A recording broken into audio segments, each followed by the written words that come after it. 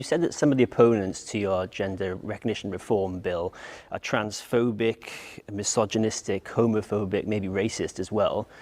Who are you talking about? Look, I'm not naming individuals, but I think everybody, and I was very clear to say that many of the concerns raised about the recent legislation are real concerns, and I am not in any way suggesting opponents of that legislation are by definition badly motivated. Some people who are anti-rights for trans people are probably anti-rights for gay people and other minorities as well. That is a fact. Where have you seen these things? Where is this a fact? I think anybody who looks at this debate can see that very obviously. And you think you're sort of somewhat obliged to substantiate that sort of comment? You've already said, let's take the heat out of this, and now you're saying some people are racist, homophobes and misogynists. I don't think you have to look very far. I'm talking in general terms, and I actually don't think that is something that is capable of being denied in any real sense. Hello, we're going to have a look at Nicola Sturgeon's incoherent and ill-tempered TV interview from recently. Now, she started off there saying that when it comes to the gender recognition reform, the feminists have got genuine concerns. We need to take them seriously about women's spaces. But any other concerns, well, they're just nasty, bigoted people. We don't need to listen to them because they're just horrible people. Now, when she was being pressed to give an example of these nasty, bigoted people, I would think it's pretty likely in her mind she'd be thinking like the Scottish Family Party, but she didn't say it. But I think they're very much aware of us. But these accusations, transphobic, misogynistic, homophobic, what does Nicola Sturgeon mean by them? By transphobic, she means a person who doesn't swallow the idea of gender identity being separate from sexual identity, and that's a really positive thing to celebrate, a normal, natural, healthy road to go down. If you don't agree with that, Nicola Sturgeon would say you are transphobic. Misogynistic, Nicola Sturgeon is a female supremacist.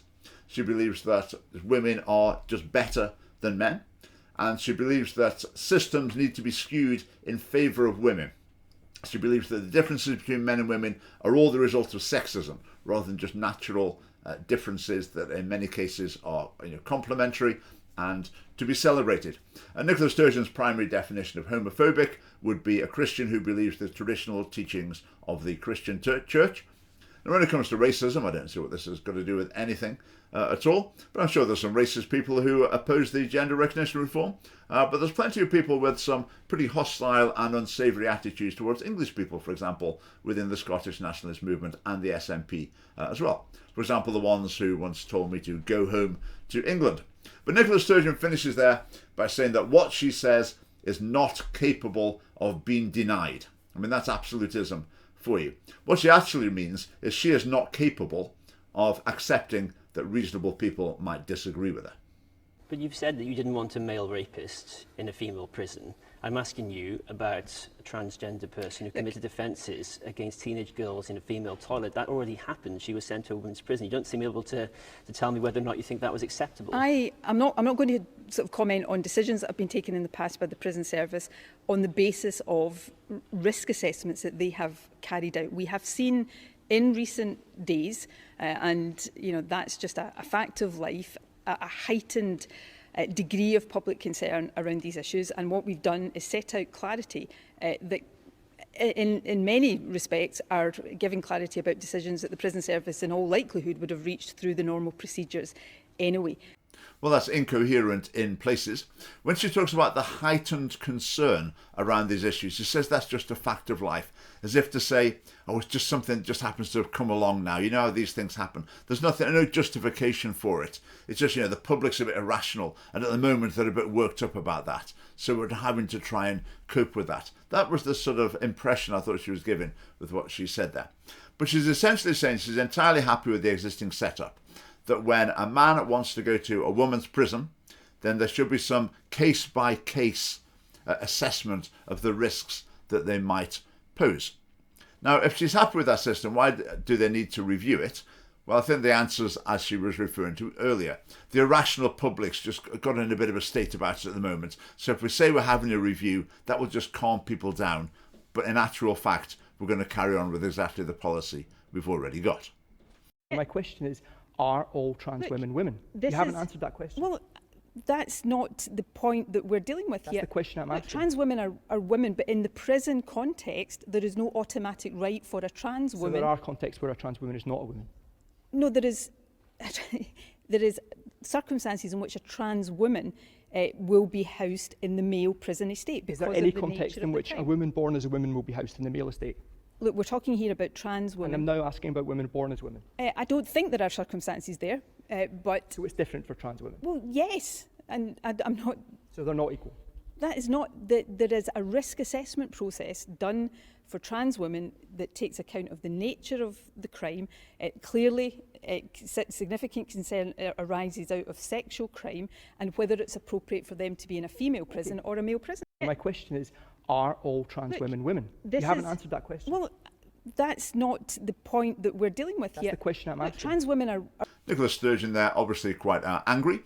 Now, I've heard reports emanating from the sort of heart of the SNP, heart of the government, that Nicola Sturgeon's been pretty ratty about this issue, quite ill-tempered and unreasonable with her staff and other colleagues.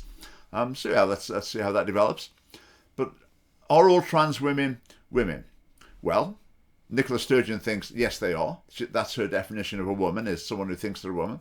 And the Conservative Party, in general, agrees with that. The Conservative Party agrees that someone who thinks they're a woman is a woman. Okay? Now, she's asked, are all trans women women? Now, the Conservative Party seems to have changed their position slightly.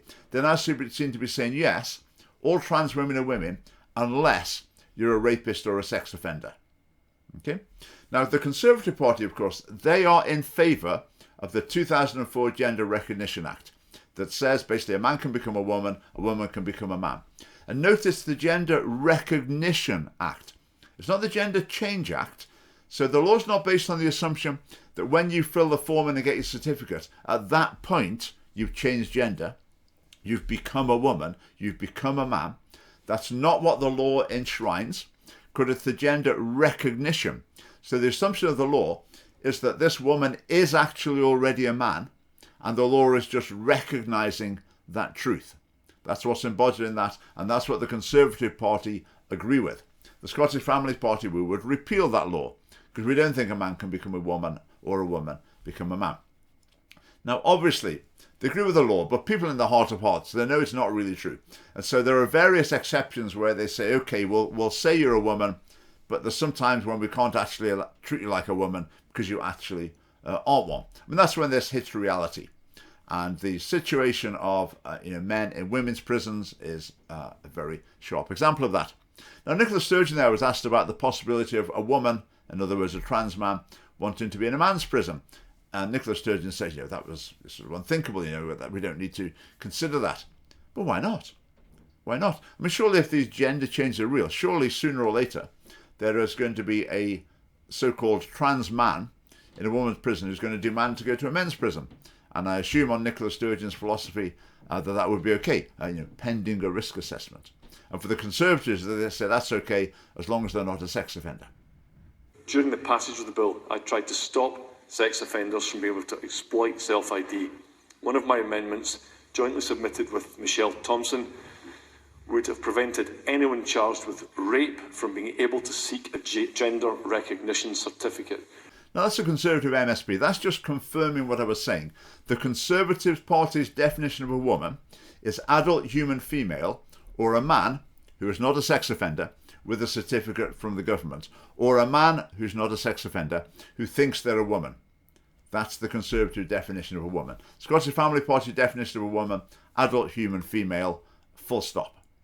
And you heard Nicola Sturgeon at the beginning saying the feminist lines, the things about women's spaces and protecting women in prison, those arguments against the Gender Recognition Act, they're absolutely valid, but the other arguments, they're all for nasty bigots. And it seems that the Conservative Party agree, because the Conservative Party have basically only been putting forward the feminist style arguments, which I'm not saying I disagree with. I think the arguments are perfectly valid, but the Conservative Party also doesn't put forward the arguments about basically wrecking young people's lives and tearing families apart, because the Conservatives just hide behind the feminists, popping their head out above their shields from time to time, saying, yes, that's what we think as well. So just to conclude, and reaffirmed the Scottish Family Party's position. We believe that the whole idea of gender identity that can float free from sexual identity is just dangerous and harmful, and the government should do absolutely nothing to promote it, encourage it, facilitate or enforce anything based on it. Right, thanks for watching. Do join the Scottish Family Party if you agree. There's a link below.